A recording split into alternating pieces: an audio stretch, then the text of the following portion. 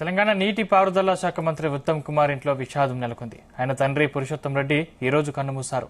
కొద్ది రోజులుగా అనారోగ్యంతో బాధపడుతున్న పురుషోత్తం రెడ్డి ఈ రోజు తుదిశ్వాస విడిచారు. హైదరాబాద్లోని మహాప్రస్థానం శ్మశాన వాటికలో ఈ రోజు పురుషోత్తం రెడ్డి అంత్యక్రియల్ని నిర్వహించనున్నారు. విషయం తెలుసుకున్న సీఎం రేవంత్ రెడ్డి, మంత్రులు, కాంగ్రెస్ నేతలు పురుషోత్తం రెడ్డి మృతి పట్ల సంతాపం వ్యక్తం చేస్తున్నారు. సీఎం రేవంత్ రెడ్డి మరికొద్దిసేపట్లో ఉత్తమ్ కుమార్ రెడ్డి నివాసానికి వెళ్లి ఆయన్ను పరామర్శించనున్నారు. ఉత్తమ్ కుమార్ రెడ్డి స్వస్థలం ప్రస్తుత సూర్యాపేట జిల్లా తిరుమలగిరి మండలంలోని తాటిపాముల. పురుషోత్తం రెడ్డి మరణంతో గ్రామంలో విషాదం నెలకొంది. పురుషోత్తం రెడ్డి భౌతిక కాయానికి నివాళులర్పించేందుకు పలువురు గ్రామస్తులు హైదరాబాద్కు వస్తున్నారు.